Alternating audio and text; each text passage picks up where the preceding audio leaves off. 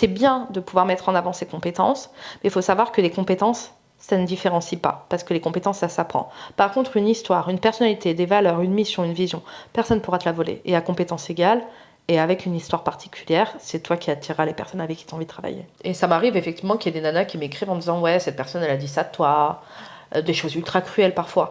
Ou encore qu'on a échopé des meufs entrepreneuses en leur disant « Ah, j'ai vu que tu t'entendais bien avec Jasmine, ça m'étonne de toi. » Attends, mais c'est arrivé sur LinkedIn? Insta. Enfin, plus sur Instagram? Encore tout à l'heure, il y a quelqu'un qui m'a écrit en me disant « Ouais, moi je veux pas faire du storytelling si je suis dans une position de victime. » Et ça, en fait, je l'entends et c'est plutôt logique et plutôt bien pensé. Je pense qu'il y a des manières de parler de soi, mais pour asseoir son autorité en tant que professionnel.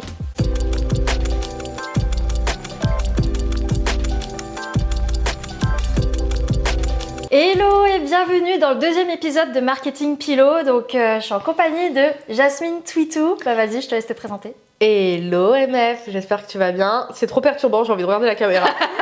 Hello à tous et à toutes, moi c'est Jasmine Twitou, je suis consultante et mentor en storytelling, copywriting et personal branding, mais je pense qu'on aura le temps de définir tous ces termes barbares. J'avais assisté à l'un de tes événements il y a quelques années.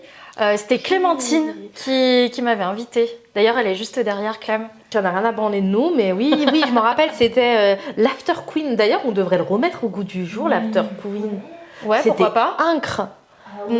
Donc c'était un after work, mais qu'entre femmes. Et c'était incroyable, l'After Queen. Ouais. Écoute, je pense que ça va devenir un projet. On va réactualiser ça, mais oui, je me souviens. Bah, j'ai participé avec plaisir. En plus, c'était trop cool parce que du coup, chacune a pu parler de ses expériences, comment elle en est venue là, et c'était ultra bienveillant, donc c'est pour ça que j'avais kiffé. Trop bien. Et depuis maintenant plus de 2 mois, t'es notre voisine de bureau. Tu me divertis beaucoup. 4 mois. Ouais, je suis plutôt drôle. Si un jour ça marche plus, le business, je lancerai mon one-woman show. Bon, en vrai, tu devrais. Ça marcherait très bien, je pense. Je suis aussi pas mal sur les réseaux. Ouais. Et c'est vrai que t'as pas ta langue dans ta bouche. Dans ta poche. Et si elle est pas dans ma bouche, elle est où? Donc t'as pas ta langue dans ta poche. Ouais. Et en vrai, ça peut surprendre les gens qui sont pas habitués, mais au final, bah, t'attires vraiment les gens qui te correspondent, ouais. Que ce soit dans ton audience ou même en termes de clients. Ouais. Et est-ce que t'as su dès le départ que t'allais adopter ce ton-là? Ou alors c'était ultra neutre au début et après tu t'es dit « Oh c'est bon, j'en ai marre, je me lâche ». C'était ultra neutre en fait, mais d'ailleurs personne ne le sait parce qu'à l'époque où c'était... En fait, je trouve que la cause à effet est très forte.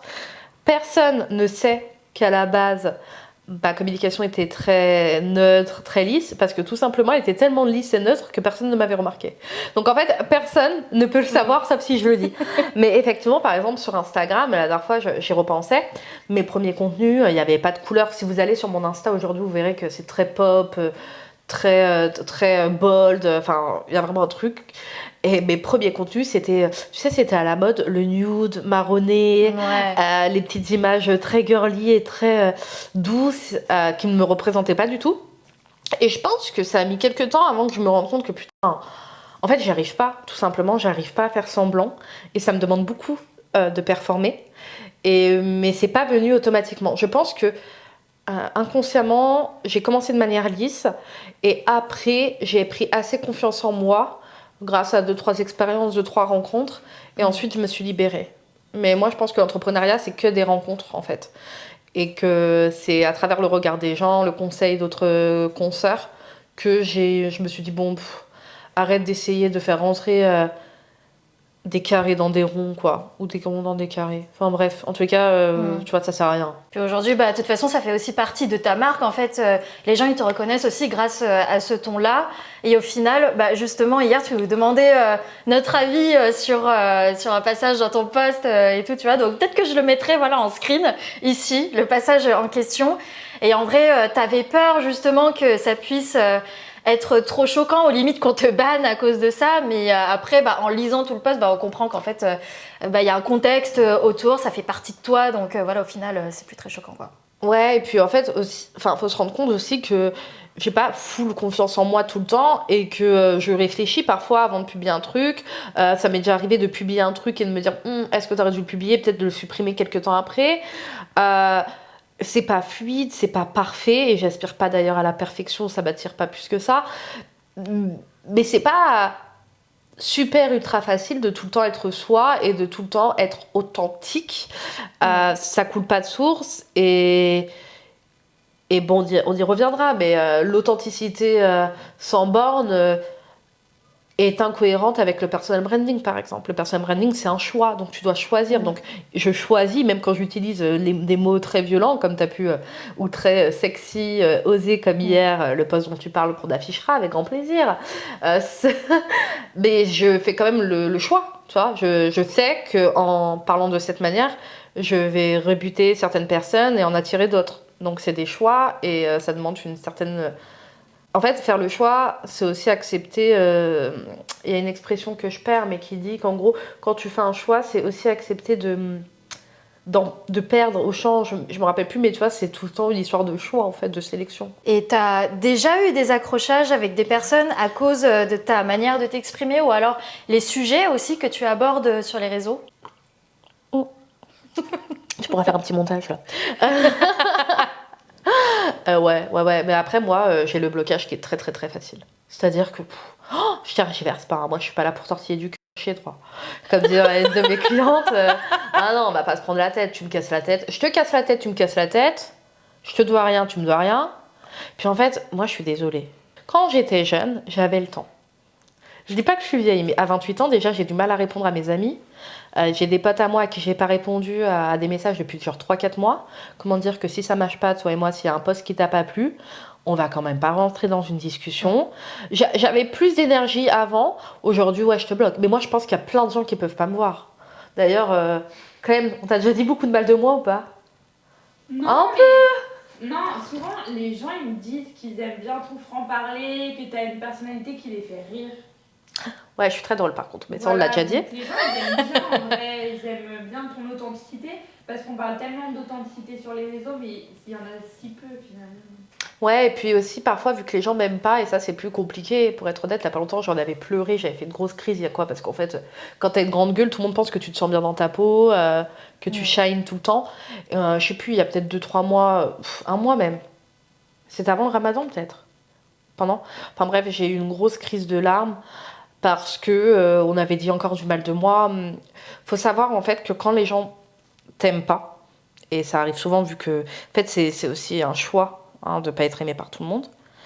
Quand les gens t'aiment pas, ils sont beaucoup plus durs avec toi. Ils ont pas le bon soupçon, tu vois. En islam, on parle du fait d'avoir le bon soupçon. C'est-à-dire quelqu'un a dit quelque chose, quelqu'un a fait quelque chose, on va essayer de penser à bien. C'est-à-dire la personne ne l'a pas peut-être fait méchamment. Quand il y a des gens qui ont déjà des présupposés sur toi, qui t'aiment pas pour ce que tu es ou pour ce qu'ils pensent que tu es, et ben on va vite te tomber dessus. Et ça m'arrive effectivement qu'il y ait des nanas qui m'écrivent en disant ouais, cette personne elle a dit ça de toi, des choses ultra cruelles parfois. Ou encore qu'on a échopé des meufs entrepreneuses en leur disant ah, j'ai vu que tu t'entendais bien avec Jasmine, ça m'étonne de toi. C'est-à-dire implicitement, ça m'étonne que tu te colles à une nana comme ça. Et la plupart du temps, ça vient de meufs, hein. De meufs qui disent qu'elles sont féministes, etc. Donc, bien sûr qu'il y a plein de gens qui m'aiment pas, mais en vrai, de vrai, who don't care? Moi, je m'en fous. Attends, mais c'est arrivé sur LinkedIn? Insta. Enfin, plus sur Instagram? Ok. Ouais, après LinkedIn, je bloque aussi. Mais ouais, il y a plein de nanas. Après, pour le coup, il y a plein de nanas que moi j'ai bloqué aussi parce qu'elle me faisait me sentir mal. Donc en fait, si à un moment j'ai donné une impression de mal-être à quelqu'un, que cette personne s'est pas sentie bien au contact de mon contenu, qui parfois est très cru, très violent, et qu'elle m'a bloqué ou quoi, pour se protéger, il n'y a pas de souci en fait. Que tu ne m'apprécies pas, il n'y a pas de souci. Que tu allais dire des choses cruelles sur moi, c'est encore autre chose. Mais oui, ça plaît pas à tout le monde. Justement, c'est intéressant le sujet que tu abordes parce que tu as aussi fait un post justement sur ce côté ban facile que tu as et que tu bloques pas uniquement parce que tu en as marre des gens, mais aussi par rapport à cette envie que tu as aussi par rapport à d'autres, par rapport aux réussites, etc. Ouais, moi ça me fait beaucoup rire. Tu avais prévu d'en parler, mais moi j'ai créé le podcast Grosse Rageuse. Ma newsletter aussi s'appelle Grosse Rageuse.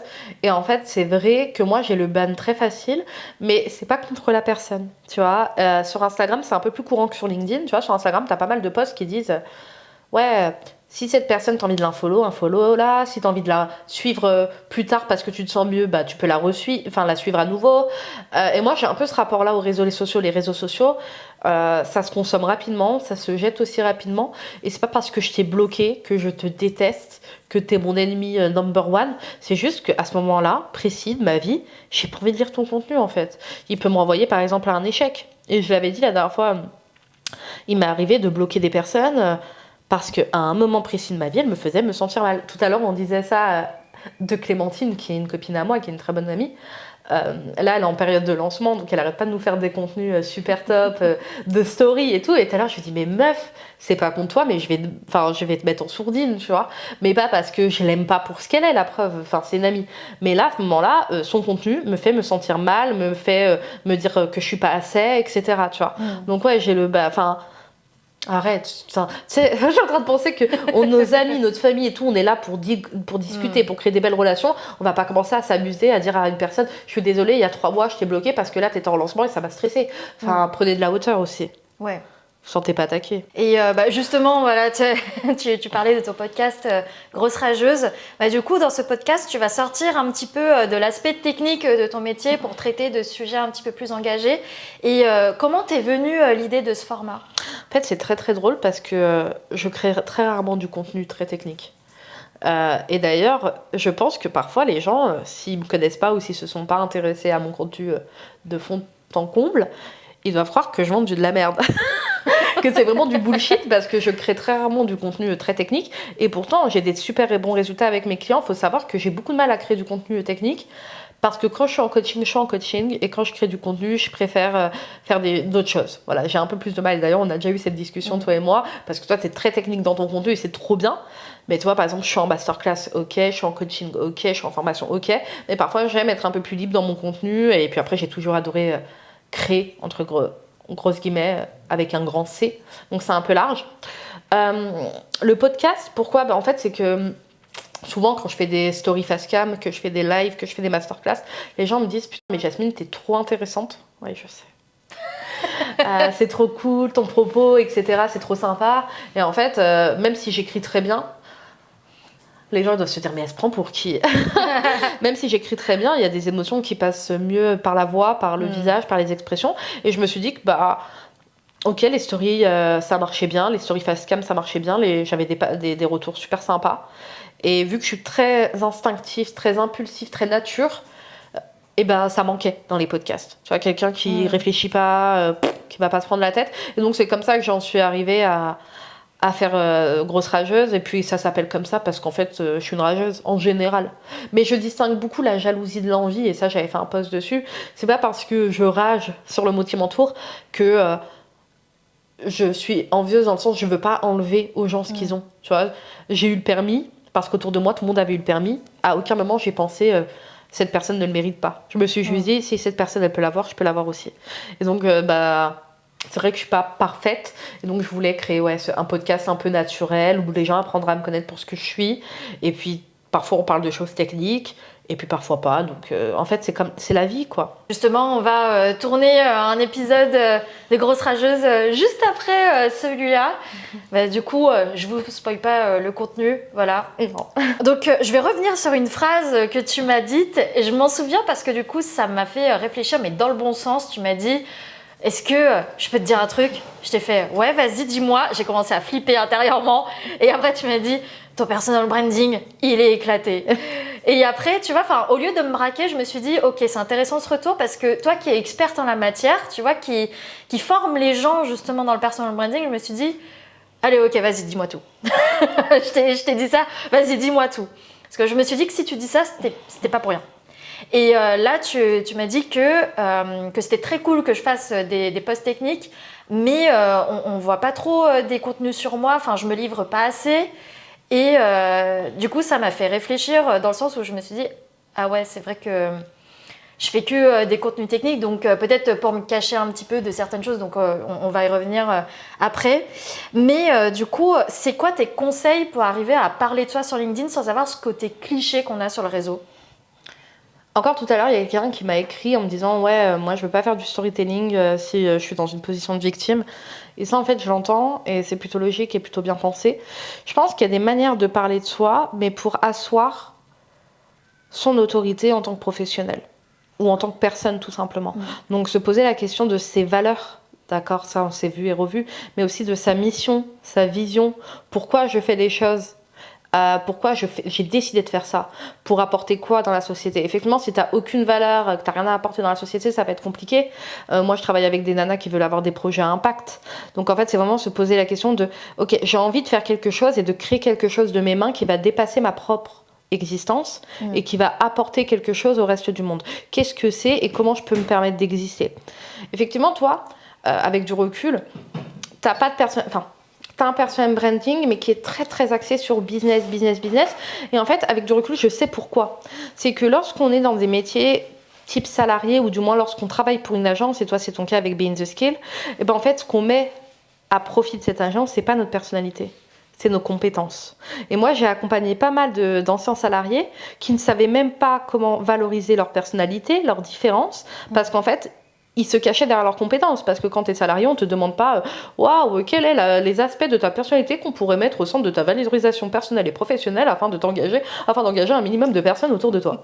Enfin, tu vois, on va dire bon, tu sais faire quoi? Tu sais faire des tableaux croisés dynamiques? Très bien. Donc, c'est vraiment, parce qu'on va aller chercher, c'est les compétences. Et c'est ça, en fait, que tu as fait. Et c'est très, très bien parce que résultat, tu vas avoir pas mal d'opportunités de travail.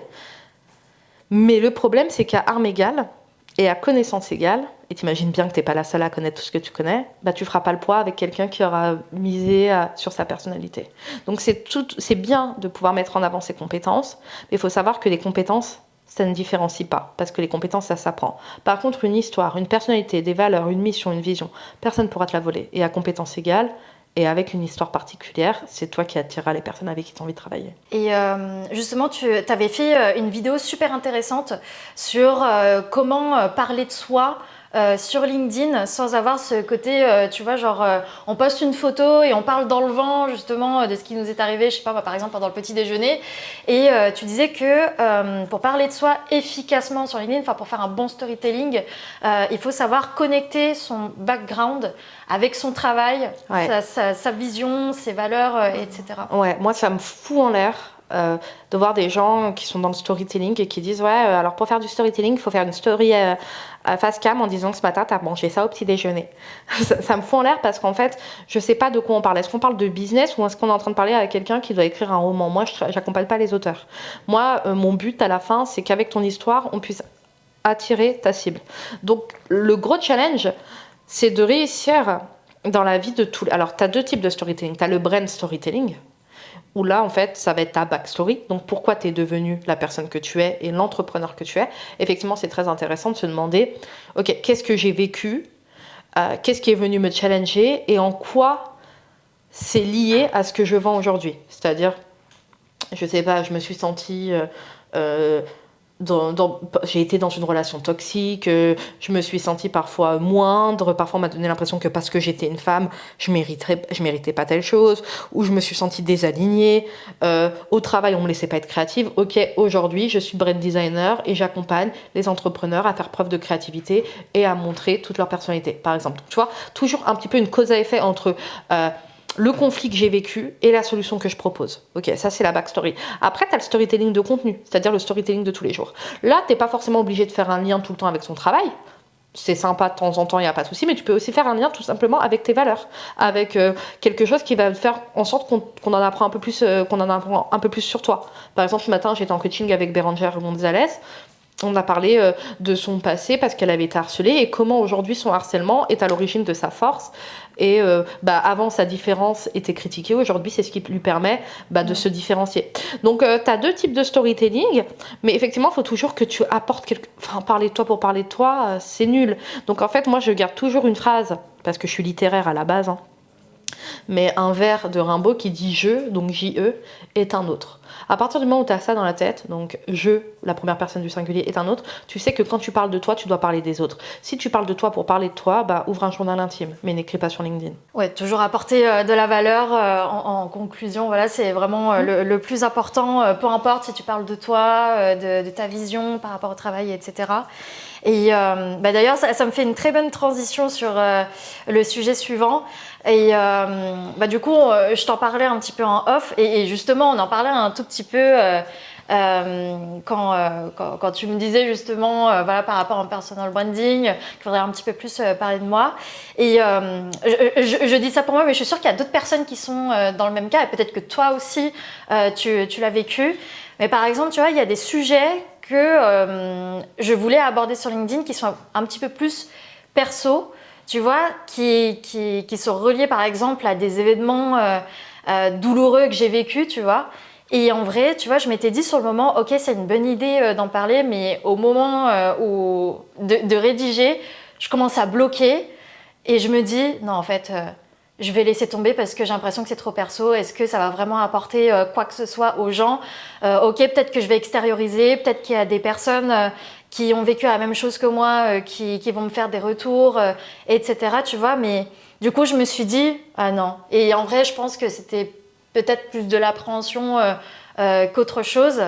Et ouais, et puis je me rends compte aussi, tu vois, en parlant, qu'en fait, tu vois, et en plus on en a parlé toutes les deux, que si j'avais autant de mal, tu vois, peut-être à parler de moi, du coup, avoir un personal branding un petit peu plus affirmé, c'est aussi parce que j'ai vécu des choses, tu vois, qui font que ouais, voilà, j'ai une carapace sur moi qui me permet pas à l'heure actuelle, ou alors il faut vraiment que je la détruise à 100%, tu vois, ou trouver des leviers qui me permettent un petit peu plus d'en parler. Ouais. Mais voilà, est-ce que toi aussi, t'as vécu ça Est-ce que tu aurais des conseils peut-être pour les personnes qui se trouvent dans ce cas-là? En fait, ça dépend, parce que parfois il y a des choses dont tu parles pas, tout simplement parce que t'as pas envie de parler, t'as pas envie d'en parler, pardon, et il faut respecter ça en fait. C'est-à-dire que si tu as commencé à l'écrire, comme tu l'as dit, il y a deux cas de figure. Ou tu as des appréhensions, et dans ce cas-là, effectivement, on peut travailler dessus, ou tout simplement tu estimes que ça c'est trop intime pour toi et que t'as pas envie que Pierre-Paul Jacques puisse le lire. Et ça, c'est aussi tout à fait légitime. Tu as aussi, dans ta façon de travailler, et dans tes tunnels de vente, entre guillemets, ou du moins tes tunnels de confiance, si je puis dire, il y a des choses que tu vas pas écrire sur LinkedIn, que tu peux écrire sur Insta en story, parce que tu sais que là, c'est un autre niveau de confiance, un autre niveau d'engagement vis-à-vis de toi, ou encore en newsletter. Donc il y a des choses, tu as envie que ton audience te connaisse un peu mieux, tu as envie de partager avec eux, mais tu n'es pas obligé de le mettre sur LinkedIn, parce qu'effectivement, LinkedIn, c'est la porte ouverte à tout le monde, c'est la rue. Par contre, quand je dis c'est la rue, c'est-à-dire que tu traverses, il y a plein de gens différents. Par contre, tu peux aller un peu plus loin dans ton intimité sur Instagram, et ou en newsletter, et ou en podcast, et ou sur YouTube, dans ce contexte un peu plus sécurité, où on se sent un peu dans un contexte cocooning. Mais aussi, tout simplement, j'ai envie de dire un truc qui pour moi est important. On parle pas de ces traumatismes pour parler de ces traumatismes, selon moi, bien sûr. Chacun fait comme il veut. Pour moi, lorsque je parle d'un traumatisme, c'est que j'en ai tiré des conclusions, tiré une morale, que mon angle fait que je sais qu'en partageant, je vais partager aux gens une manière de level up, une manière de respirer, d'aller plus loin. Si demain je te raconte mes traumas pour te raconter mes traumas sans te proposer de solution, c'est compliqué. Et ça apporte de la douleur et à moi et au monde, et moi ça m'intéresse pas, moi je veux apporter du beau. Un jour, il y avait l'entrepreneuse Alex Martel, que j'adore, qui est une entrepreneuse canadienne, qui a dit dans son podcast on parle pas de blessures si elles sont pas cicatrisées. Et je pense que c'est ça aussi qu'il faut apprendre à faire. On peut parler de tout et de n'importe quoi. Moi, je suis partisane de ça. Je suis pas partisane de la vie privée, la vie pro, ne pas les mélanger. Moi, je pense que la vie d'humain, c'est une vie où il y a la vie pro et la vie perso qui se mélangent. Donc, je suis pas trop partisane de mettre les gens dans des boîtes hyper capitalistes, en mode la productivité au travail et puis la maison. Enfin, tu vois, pour moi, c'est inhumain et c'est tout le contraire de l'humanité. On est des personnes complexes avec différentes expériences, et on peut pas juste nous dire là t'es en mode business, là t'es en mode humain, là t'es en mode tu vois meuf. Enfin, on est complexe, d'accord ? Après, on pourrait y revenir parce qu'avec le personal branding, on peut essayer d'être vu d'une telle ou telle manière, mais en tout cas, on est des êtres vivants complexes. Par contre, parler d'une expérience qui a été douloureuse, c'est intéressant si on l'a cicatrisée et si on a quelque chose de beau à partager, ou du moins si on a une morale à en tirer. Peut-être, alors déjà parfois c'est très très difficile de faire cet exercice tout seul, d'introspection, etc. Mais peut-être plutôt le penser dans l'autre sens, en termes d'angle. Qu'est-ce que j'en ai tiré et qu'est-ce qu'aujourd'hui je peux partager? Parce que moi, si je devais raconter tout ce qu'on m'a fait sans tirer de choses positives et ou de morale, ça serait compliqué. Ouais, c'est vrai, t'as tout à fait raison. Du coup, tu vois, avec ce que tu viens de me dire, je me rends compte qu'il y a peut-être des choses qui n'ont pas totalement cicatrisé et c'est peut-être pour ça aussi que j'ose pas en fait en parler, tu vois, parce qu'en vrai, je peux tout à fait faire une connexion, tu vois, avec ma vision par rapport au travail, etc. Mais comme tu le dis, ouais, faut peut-être attendre d'avoir assez de recul, tout ça. Après, il y a des sujets qui seront toujours à vif. Tu vois, il y a des sujets, on va pas tergiverser, même 1000 ans après, ça à vif. Hein. Ma mère, tu lui parles de la perte de son bébé, ça fait 20 ans, elle pleure encore. Oui, c'est donc vrai. En fait, tu peux avoir. En fait, c'est pas tant, ok, j'ai cicatrisé, je ressens plus rien, que est-ce que j'ai pris assez de recul pour en tirer quelque chose que je peux partager? Oui, exactement. Voilà. Enfin, juste le fait que tu sais que cette histoire, tu as réussi à passer à un niveau supérieur, que ça reste toujours au fond de toi parce que tu sais que tu vas emporter ça dans ta tombe, concrètement, mais que la douleur sera toujours présente, mais que c'est un autre niveau de douleur, en fait. Totalement. Puis après, voilà, t'as d'autres, comme on a dit, t'as d'autres canaux de discussion avec ton audience et des choses où tu vas plus chercher la proximité. Et du coup, pour revenir sur l'aspect storytelling, toi, c'est quoi les points qui sont importants pour toi? Parce que, tu vois, aujourd'hui, tu as plein de gens qui aimeraient se mettre au storytelling et au copywriting. C'est vrai que les deux notions, elles sont un petit peu liées. Toi, c'est quoi tes conseils pour les personnes qui ne s'y connaîtraient pas, pour éviter de tomber dans les pièges qu'on voit un petit peu sur LinkedIn? Alors déjà, peut-être revenir un petit peu à la définition. Tu as raison, le storytelling et le copywriting sont liés, mais pour le dire autrement, en fait, le storytelling fait partie du copywriting. Le copywriting, c'est l'écriture publicitaire, comment je convainc grâce à l'écriture. Et après, dans le copywriting, tu as différentes stratégies de psychologie sociale et d'écriture persuasive. Et dedans, tu as le storytelling, parce que le storytelling, c'est transformer les faits en histoire, et les histoires créent de l'émotion, donc créent de la conversion. Pour revenir à ça. Ensuite, moi, ça me bute parce que j'ai l'impression parfois qu'on utilise des bullshit termes pour tout et n'importe quoi. Les gens s'en rendent pas compte, c'est juste qu'ils le maîtrisent pas trop et que parfois ils le font de manière un petit peu chaotique. Mais le storytelling, on en fait tout le temps.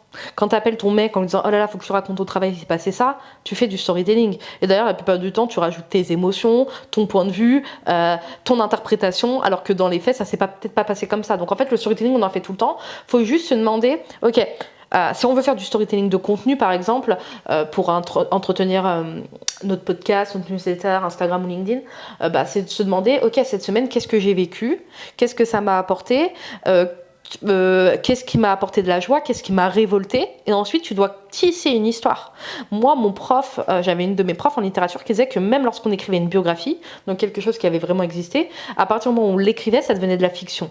Donc, il faut aussi être ok avec le fait de rajouter ses propres émotions et de nous emmener quelque part. Qu'est-ce que tu vas me raconter? Qu'est-ce que tu en as tiré? Et qu'est-ce que moi, je vais tirer de cette lecture? Donc, c'est un petit peu toujours prendre de la hauteur. Les gens me disent « Ouais, mais moi, j'ai rien à raconter. » Non, mais pour n'avoir rien à raconter, il faudrait que tu sois morte. Et il faudrait que tu sois morte parce que même en sortant pas de chez toi, en regardant la télé, en lisant un livre, ou même juste en étant posée et à réfléchir, t'as forcément des choses à raconter. Oh, putain, tu te rappelles ce qui s'est passé en 2004 et t'as toujours des choses qui t'ont appris, tu vois. Même là, aujourd'hui, tu peux faire un post sur ce moment qu'on est en train de passer ensemble. Qu'est-ce que t'as appris? Qu'est-ce que c'est venu réveiller chez toi? On pourrait faire un post sur le fait que tout à l'heure, Clémentine, elle m'a dit ouais, franchement, la Jasmine, t'as l'air grave malade, va te maquiller. Qu'est-ce que ça veut dire de que je me sois... Tu me fais passer pour une Tu m'as demandé si tu devais te maquiller, je t'ai dit de mettre du blush, abuse pas. Et l'anti-cerne. Parce que quand on est une full face, dès qu'on se maquille pas, on a l'air morte. Et je pourrais totalement faire un post sur ça. En fait, le storytelling, outre le fait d'apprendre à écrire, d'apprendre à utiliser les émotions, les power words, donc tout ce qui va être adjectif, superlatif, etc., c'est aussi un mindset de création de contenu. C'est se mettre dans une position de créateur et se dire, ok, il faut que je crée à propos de quoi je peux créer. Ça, c'est le storytelling de contenu. Puis après, pour le brand storytelling, qui va plus être la backstory, d'où je viens, pourquoi je fais ce que je fais, se poser la question de qu'est-ce que j'ai vécu qui est à l'origine de mes choix business actuels. Et qu'est-ce que je propose aujourd'hui et comment ça fait écho aux challenges que j'ai pu vivre dans le passé. Voilà mes techniques. Si vous voulez aller plus loin, on peut toujours faire un accompagnement. Non mais c'est bien l'instant pub justement, j'allais venir. Merci beaucoup Jasmine d'avoir répondu à mes questions. Merci à toi. Et c'était très très cool. Du coup, même moi j'en ai tiré des enseignements, tu vois, de cette petite interview. Donc sur quel canal on peut te retrouver, Jasmine? On peut me retrouver sur LinkedIn, Jasmine Twitou. On peut me retrouver sur Instagram, jazz, comme le jazz, la musique, mine.twi. On peut me retrouver sur Substack, Grosse Rageuse. Et on peut me retrouver... Ah non, on peut me retrouver en podcast, Grosse Rageuse aussi, le podcast des meufs déterminées, engagées et aigries. Parfois j'oublie le sous-titre. Et on peut me retrouver maintenant sur YouTube. J'ai qu'une vidéo, mais promis, j'arrive bientôt. Et du coup, tu proposes aussi des accompagnements. Donc, je te laisse en dire plus. Si vous voulez travailler avec moi... Attends, faut que je me prépare. Parce que ma coach en sales, elle serait pas contente sinon. Si vous voulez travailler avec moi, votre storytelling, votre copywriting ou encore votre personal branding, si vous voulez vous rendre visible, vous différencier de la concurrence et devenir une référence dans votre travail, n'hésitez pas à rejoindre la Bad Brads Only, un bootcamp de 3 mois, un bootcamp qui va vous permettre de parler de vous, parler de votre business et surtout d'en parler correctement, de devenir une référence et d'attirer les personnes avec qui vous voulez travailler. N'hésitez pas. On s'appelle. Eh ben, merci beaucoup, Jasmine. C'était drôle ou pas? Mais c'était très bien. C'était très bien. Bisous, bisous tout le monde.